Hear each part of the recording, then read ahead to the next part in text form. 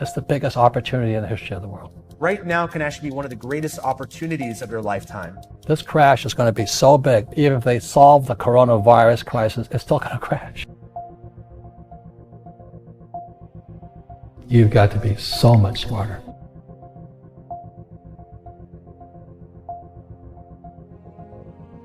So I was down $800,000 at 32 years old. And my rich dad and my poor dad, my poor dad was a great guy. He's a school teacher, head of education for the state of Hawaii. And my poor dad felt sorry for me. And my rich dad says, hey, congratulations. You lost your first business. So it's in the mindset. He says most entrepreneurs will lose 3 businesses. So rather than run and declare bankruptcy, he says, look, go talk to all your investors, tell them you messed up, tell them you're going to work it out, you're going to pay them back, and go fix that business of yours. So rather than run and hide like some of my partners did, this is in Hawaii where I started the Velcro wallet business. I had to go back in and kind of find out most of the mistakes I made. And then when I could pay people back, because the business was up and running, then I started to pay people back from the successful operation. So I learned more from failing than I did in all my years of school. And in real life, the people that make the most mistakes are the smartest people. So the average person, they go out and they buy a house, they say, oh, it's an asset, but every month it's flowing straight to the bank. So your money flows straight to the bank. Not that intelligent. I want the money to flow from the bank to me. So it flows to the bank. Or what they'll do is they'll buy a stock or a bond or a mutual fund, and it's an asset, and it flies straight to Wall Street.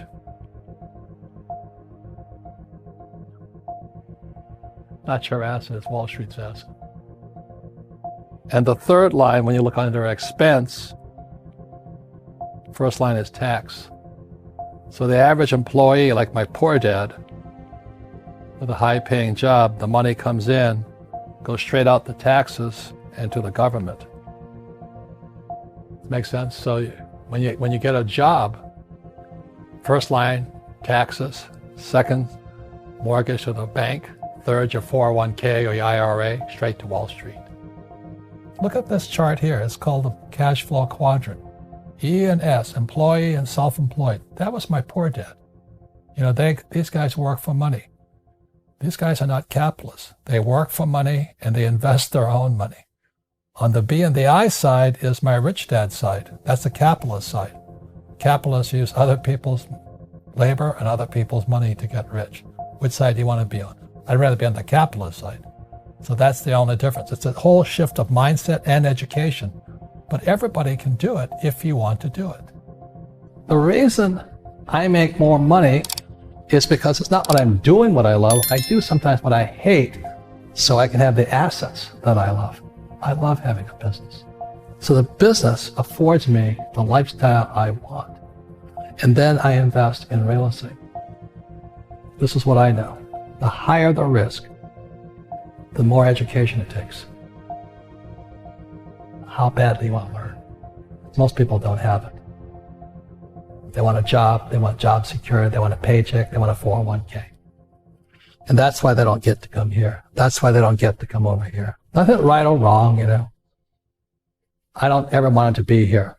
I knew when I was your age I wanted to come here, but the higher the risk, the higher the returns, but also the higher dedication, education, and study you have to go through.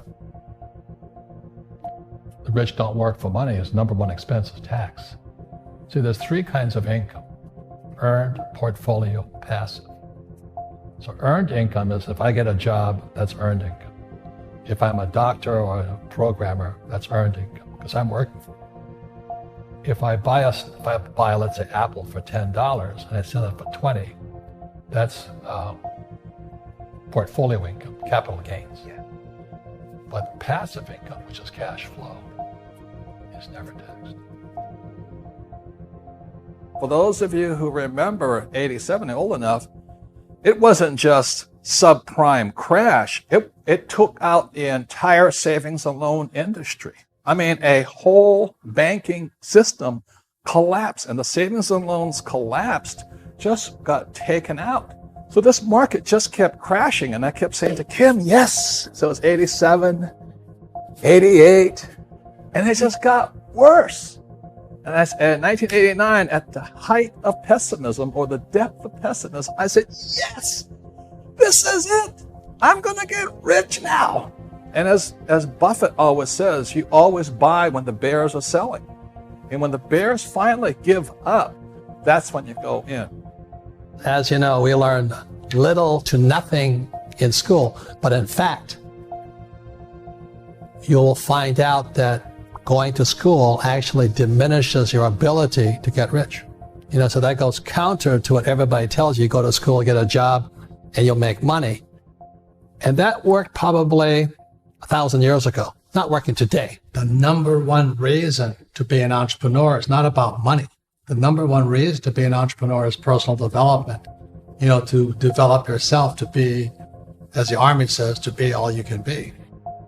I always say the same thing that Jim says, and I say it on Laird Capital. I'm on Fox a lot. Right now, people say, well, I can't afford gold. Well, buy silver. Silver is so undervalued today. I can buy silver for $2. I can go to a coin dealer and buy a dime for $2, 10 cents for $2. Get that? So everybody can do something to get what I call real money, not fake money. In 1971, the US dollar became fake when Nixon took us off the gold standard. And as I write about in my book, Fake, in 72, I was flying behind enemy lines, and I went to buy my first gold. The trouble is, Americans don't know what gold was. Plus, in 72, I finally bought my first Krugerrand for about $50 in Hong Kong, and I became a criminal because I had to smuggle that Krugerrand into the United States because it was illegal for Americans to own gold.